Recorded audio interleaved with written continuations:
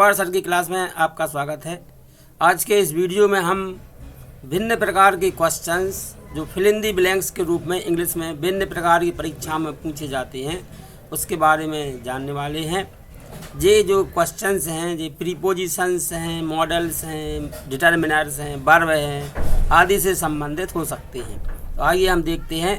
तो यहाँ पर क्वेश्चन लिखा हुआ है फिल इन द ब्लैंक्स, खाली स्थान भरिए। इसमें 5 क्वेश्चंस दिए गए। पहला क्वेश्चन है he is sitting dash Ram and Shyam.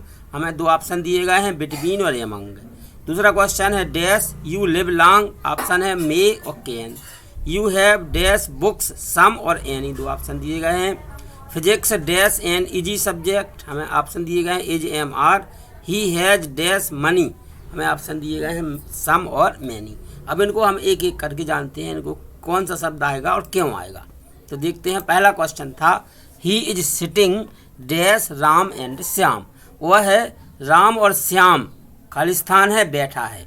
अब देखते हैं यहाँ पर वह कितने लोगों के बीच में बैठा हुआ है, राम एंड श्याम, 2 के।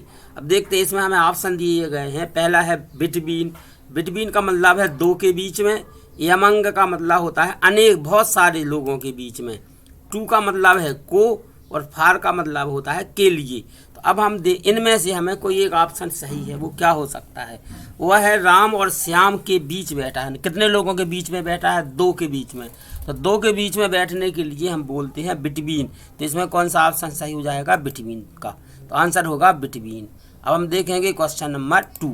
क्वेश्चन 2 था डैश यू लिव लॉन्ग। अब ये जो है आप दीर्घायु हों, ये एक इच्छा व्यक्त की गई। इसमें ऑप्शन है मे, दूसरा ऑप्शन है कैन, तीसरा ऑप्शन है कुड और चौथा ऑप्शन है शुड। तो इसमें जो मे है, मे हमें इसमें ये बताना है कौन सा मॉडल इच्छा व्यक्त करता है। तो इसमें मे बताता है, मे करता है इच्छा व्यक्त, कैन शक्ति व्यक्त करता है, कुड पास्ट टेंस की एबिलिटी या विनम्र प्रार्थना व्यक्त करता है, जो शुड है वो मॉडल नैतिकता बताता है। तो इनमें से जो सही ऑप्शन होगा वो होगा मे, क्योंकि मे हमारी हृदय की इच्छाएं व्यक्त करता है। तो आंसर क्या हो गया इसका, मे, इसलिए इसमें मे आ गया है। अब हम देखेंगे क्वेश्चन नंबर 3। क्वेश्चन 3 था यू हैव डैश बुक्स, तुम्हारे पास डैश बुक्स हैं। अब देखो इसमें आ गया सम, सम का मतलब होता है कुछ, एनी का मतलब होता है कोई, इनफ माने पर्याप्त और मच माने होता है अधिक। अब हम इनको समझ जाते हैं।